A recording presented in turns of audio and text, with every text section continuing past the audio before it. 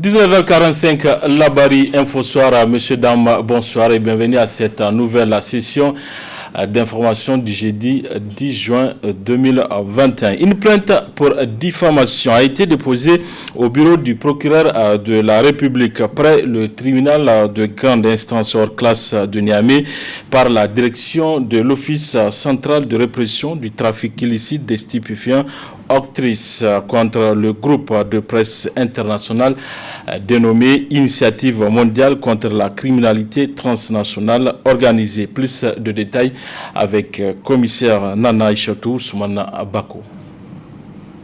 La direction de l'Office central de répression du trafic illicite des stupéfiants Octrice informe l'opinion publique nationale et internationale qu'elle a déposé hier 9 juin 2021 une plainte pour diffamation au bureau du procureur de la République près le tribunal de grande instance hors classe de Niamey contre le groupe de presse international dénommé Initiative mondiale contre la criminalité transnationale organisée.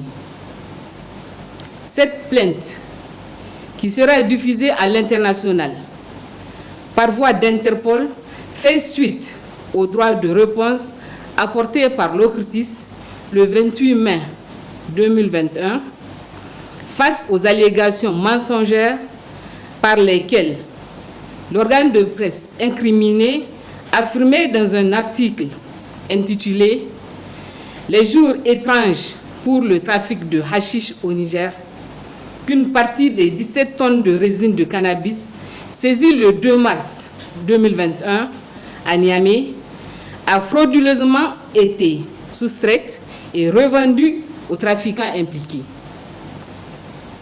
Par cette plainte, l'Octrice déclenche ainsi une procédure judiciaire contre les auteurs de cet article, qui du reste n'ont jamais mis pied au Niger, et les invite à une fois de plus fournir aux autorités judiciaires la moindre preuve de leur accusation totalement infondée, insensée et ridicule.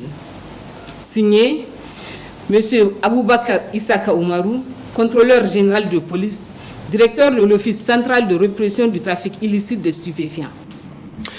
Le ministre de l'Enseignement supérieur et de la Recherche, professeur Mamoudou Jibo, PhD, a rencontré le mercredi 9 juin les 8 recteurs des 8 universités publiques du Niger pour parler de la situation dans laquelle se trouvent ces universités. Les résultats issus de cette rencontre ont été présentés cet après-midi au Premier ministre Oumoudou Mamadou. Razak Léo. C'est une rencontre qui a débouché sur une réunion de travail entre le ministre de l'Enseignement supérieur et de la Recherche et les recteurs des universités du Niger, publiques notamment. Objectif, faire le point sur les voies et moyens à adopter pour le bon fonctionnement de ces universités. Nous avons tenu une réunion de travail comme d'habitude sous la présidence du ministre de l'Enseignement supérieur et de la Recherche sur le bon fonctionnement des universités publiques du Niger. Et nous avons jugé utile de venir à la primature présenter le compte-rendu de cette réunion. Et c'est ce qui a fait l'objet de cette visite aujourd'hui au niveau de la primature. Un compte-rendu textuel de ce qui a été travaillé en vue d'une meilleure santé de ces universités publiques. Le centre de conférence Mahatma Gandhi abrite depuis ce matin le deuxième colloque panafricain des huissiers et officiers judiciaires. La cérémonie d'ouverture a été placée sous le haut patronage du Premier ministre Oumoudou Mamadou pour des travaux qui dureront en 48 heures. Ariata Salam. Ce deuxième colloque panafricain organisé par l'Union africaine des huissiers de justice et la Chambre nationale des huissiers de justice du Niger, en partenariat avec l'ERSUMA et l'Union internationale des huissiers de justice, se tient sous le thème recouvrement de créances et voies d'exécution en Afrique, état de lieu et perspectives d'évolution. Le président des huissiers de justice du Niger a expliqué le choix de ce thème, suivi du président de l'Union africaine des huissiers qui a quant à lui dérouler les objectifs de ce deuxième colloque. Je le sais, Vous le savez, le recouvrement d'une créance par un huissier est extrêmement ardu en Afrique. Cette difficulté se trouve très souvent renforcée, notamment par la faible connaissance de la profession d'huissier. C'est ainsi que dans nos sociétés, l'huissier est à tort vu comme un monstre sans cœur qui vous trouve jusque dans votre lieu de travail, dans votre domicile. D'autres difficultés résident souvent dans le fait que les textes de loi même sont souvent vus à tort ou à raison comme plus protectrices des débiteurs. Le présent colloque, mesdames et messieurs, est le cadre idéal qui s'offre à nous pour faire le tour d'horizon des difficultés et réfléchir aux perspectives d'avenir du recouvrement des créances en Afrique. Durant ces 2 jours de travaux, il s'agira pour les professionnels de l'exécution du continent et d'ailleurs de croiser leurs regards et expériences dans ce domaine pour faire évoluer le cadre normatif du recouvrement et de l'exécution de manière à rendre nos économies plus attractives tout en contribuant à la consolidation de l'état de droit dans nos États respectifs. Pour le président de l'Union internationale des huissiers de justice, il a qualifié ce colloque d'événement historique car il marque le début d'une coopération entre les 2 organisations. Il s'agit du premier événement organisé en partenariat avec l'Union africaine des huissiers de justice. Et, j'en suis persuadé, ceci constituera le début d'une longue coopération entre nos 2 organisations. Vous n'êtes pas sans savoir que la relation entre l'Union internationale des huissiers de justice et le continent africain est une histoire d'amour éternel. Depuis le milieu des années 90, l'Union internationale s'est fixée comme objectif d'étendre ses actions au continent africain. L'objectif a été atteint au-delà de toute espérance. La cérémonie d'ouverture de ce 2e colloque panafricain des huissiers de justice et officiers judiciaires s'est tenue sous le haut patronage du Premier ministre Oumoudou Mahamadou qui a saisi cette occasion pour livrer des sages conseils aux huissiers de justice venus de plusieurs pays africains. Vous avez en effet choisi comme thème du colloque « Recouvrement des créances et voies d'exécution en Afrique, état des lieux et perspectives d'évolution ». Ce thème pose toute la problématique du rôle qui est le vôtre, celui de faire exécuter les décisions de justice, prérogatives régaliennes que les États vous ont déléguées.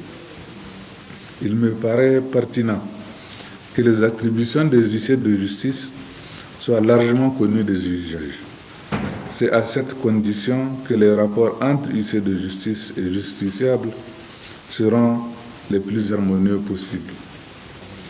Il est tout aussi important que les huissiers de justice et les officiers judiciaires, dans l'exercice de leur mission, veillent scrupuleusement au respect de la dignité de la personne humaine, en misant sur un savant équilibre entre l'accomplissement de leur charge et la nécessité de ne pas considérer que tout débiteur est un délinquant.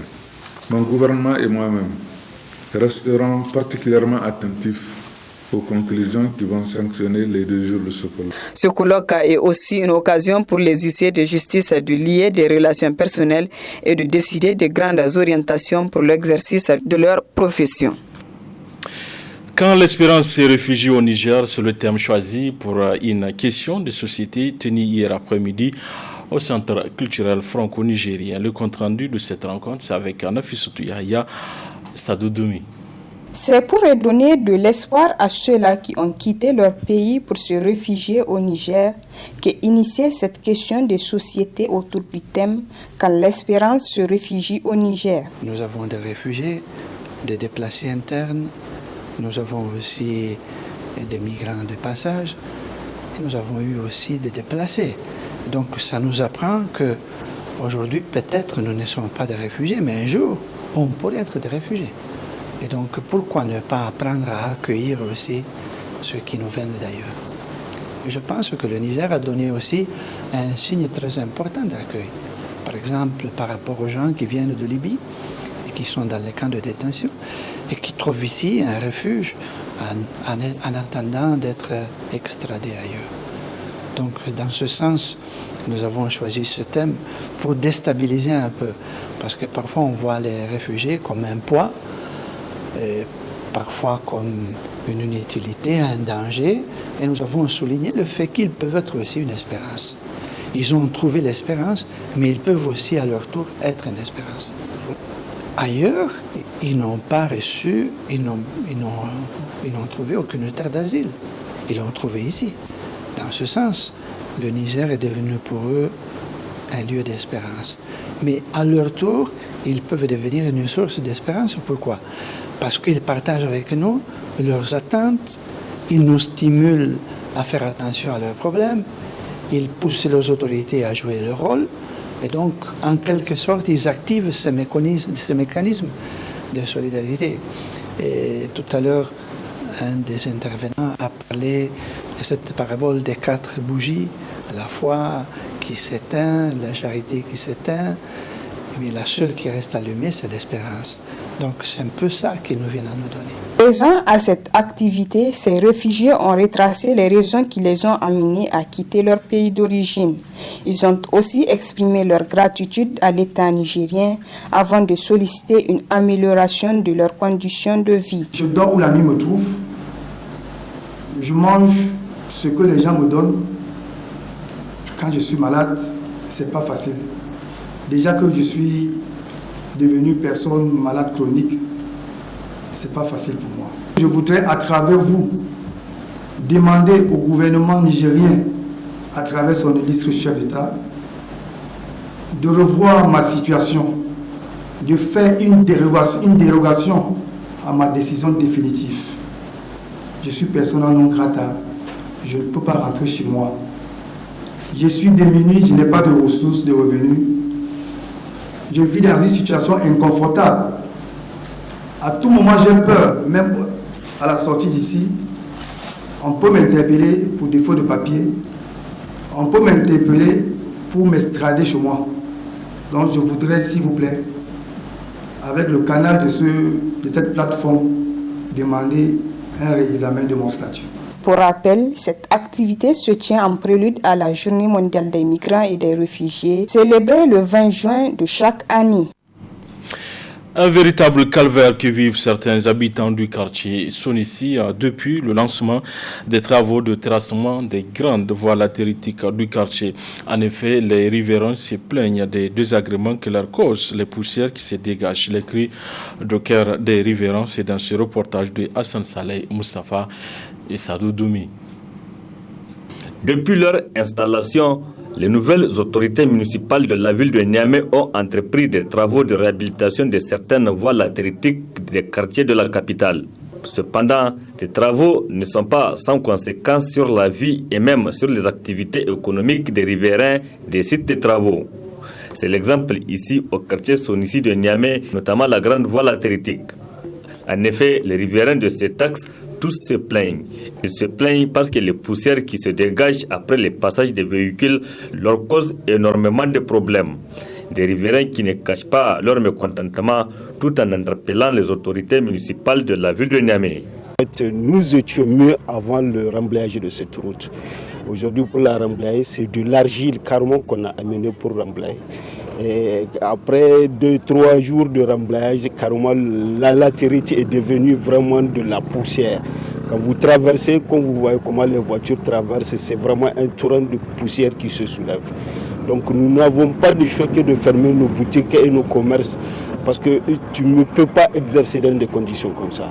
Allah shi muku albarka da kun ka zo da kanku kun ka ga abin da mutane suke ciki gaskiya mutane sun wahala. Que Dieu vous bénisse d'avoir fait le déplacement pour venir constater de vous-même le calvaire que les habitants de ce quartier vivent. C'est pourquoi je demande aux autorités de la ville de Niamey de revoir cette situation. Don da aka zub da wannan laka ma muka ce wannan an bata komi tunda da an baje ta kawai malati ta samu mutane ko mu da ke tukin benoni in za mu shiga kariyar. Moi, je suis un chauffeur d'un camion. Vraiment, c'est pas la bonne latérite qui nous ont amenés. Balle abin da zai tashi ya shiga gidan makwabta 'yan kasuwa duk kowa ya tashi. Nous invitons le maire central de venir voir notre problème. Depuis le jour qu'ils ont amené cette soi-disant latérite, c'est des problèmes que nous gérons. Même les petits commerces que les uns et les autres exercent sur ce tronçon sont aujourd'hui affectés. La poussière qui se dégage ici envahit tous les quartiers.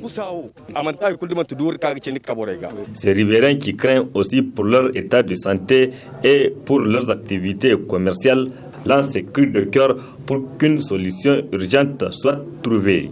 Il faut que le maire fasse le déplacement pour voir de lui-même ce que nous vivons afin d'envisager des solutions. Franchement, que le préfet maire vienne voir ce qui se passe de visu ici. Là. Si vraiment c'est un entrepreneur qui l'a pris pour exercer le travail, mais je me pose la question, où sont ces techniciens d'assainissement? Ils sont où? Parce que c'est eux qui sont chargés de suivre les travaux. Dès qu'ils voient le produit, la matière première vraiment qui est versée ici, ils devraient arrêter le travail. Mais malheureusement, nous sommes en train de vivre un calvaire.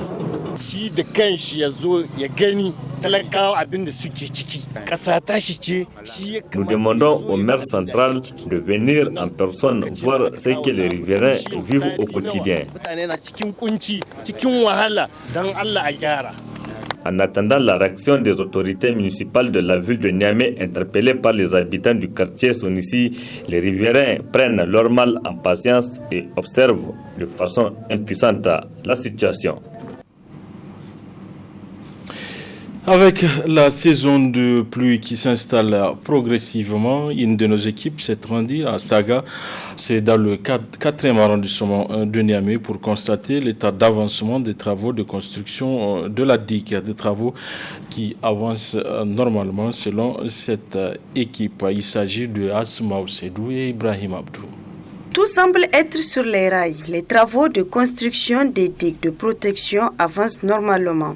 C'est le constat qui se dégage au niveau du site de la construction des digues de protection dans le 4e arrondissement, précisément à Saga. Selon un des superviseurs, tout se passe bien.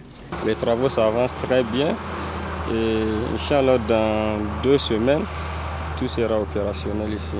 Et vous avez vu le tronçon qu'on a fait, il y a des tronçons qu'on a fait, vous avez vu derrière jusqu'à Gungu. Et nous ne sommes pas en arrêt, les travaux sont en train de continuer présentement. Vous voyez, les camions sont là, il y a les engins, tout se passe très bien. Sur notre emploi, nous avons décidé de finir ça en 2 semaines. Pour un tronçon de 7 km, on travaille avec les riverains même, parce que ça ne vient pas travailler seul. À chaque fois, partout où il part, il associe avec les riverains, la population. Depuis qu'on a commencé, on a un problème financier, il faut vraiment que le projet nous aide.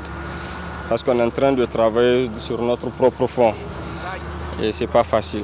De leur côté, les victimes des inondations de l'année passée profitent pour lancer ces cris de cœur à l'approche de la saison de pluie. C'est vraiment une bonne chose pour nous les riverains de Saga et de Banigungu. Nous remercions infiniment les autorités et la société qui travaille sur place nuit et jour. Cette digue doit être renforcée car l'année passée, on a beaucoup souffert. Actuellement, certains n'ont pas encore regagné leur place. Il urge alors aux autorités en charge des travaux de veiller au respect strict du délai pour que ces infrastructures puissent être libérées à temps avant l'installation de la saison de pluie qui ne va pas tarder.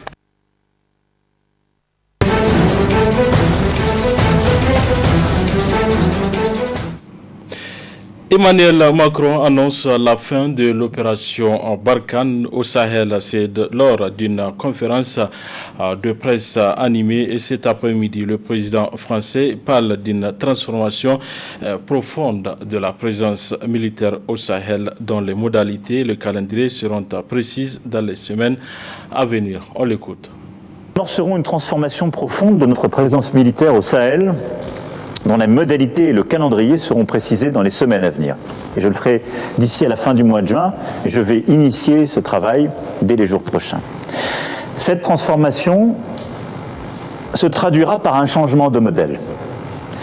Il impliquera le passage à un nouveau cadre, c'est-à-dire la fin de l'opération Barkhane en tant qu'opération extérieure, pour permettre une opération d'appui, de soutien et de coopération aux armées des pays de la région qui le souhaitent, et de la mise en œuvre d'une opération militaire et d'une alliance internationale associant les États de la région et tous nos partenaires, strictement concentrés sur la lutte contre le terrorisme. Et justement, un zoom sur ce qui a motivé la création de la force Barkhane au Sahel, c'est dans ce reportage signé par nos confrères de France 24. C'est en janvier 2013 que la France débute son intervention militaire au Mali, à la demande du président par intérim Diongounda Traoré, alors qu'une offensive djihadiste menace la capitale Bamako. J'ai sollicité et obtenu l'appui aérien de la France dans le cadre de la légalité internationale. Le Mali et son peuple ne sont pas seuls dans cette lutte contre le terrorisme. Des dizaines de frappes aériennes sont menées et les militaires français sont engagés dans l'opération Serval au Mali. En quelques semaines, les principales villes du nord du Mali sont libérées. Cette intervention militaire est saluée comme un succès. Pourtant, la menace islamiste sur le nord Mali et le Sahel est loin d'être éradiquée. En août 2014, l'opération s'élargit. Elle coopère avec les pays de la bande sahélo-saharienne et s'appelle désormais l'opération Barkhane. Elle collabore avec la mission de l'ONU, la MINUSMA. Au total, 5100 soldats français sont engagés dans l'opération Barkhane, dont la base principale se trouve à Gao, dans le nord du Mali. Depuis 8 ans, ils ont mené 128 opérations aux côtés de 15 000 membres de la MINUSMA et de 8 000 militaires maliens. Leur mission ? Lutter contre les djihadistes en les privant de moyens de combat, de communication et de ravitaillement. Il est utopique de croire qu'on arrivera à arrêter tous les flux et tous les mobiles qui passent, mais rien qu'empêcher ce passage et montrer que des deux côtés en fait, de la frontière, ça interagit, c'est quand même un bon objectif. Les forces armées sont régulièrement visées par des attaques, malgré la signature d'un accord de paix en 2015 censé isoler définitivement les djihadistes. Le 26 novembre 2019, dans une opération de lutte contre les terroristes, 13 soldats périssent lors d'un accident entre 2 hélicoptères. Depuis, une dizaine d'autres sont morts en opération, portant le bilan de l'intervention française au Mali à 51 soldats tués. Des chiffres qui poussent Paris à considérer un prochain retrait des troupes. Il y a 15 jours, le deuxième coup de force en un an des militaires maliens accélère les choses. Emmanuel Macron prévient dans le JDD, la France ne restera pas sur place si un dialogue était instauré avec les groupes djihadistes. Début juin, la collaboration militaire franco-malienne est suspendue. Voilà, messieurs, dames, c'est tout pour ces 19h45 de la télévision Labari. Merci à vous de l'avoir suivi. Au revoir.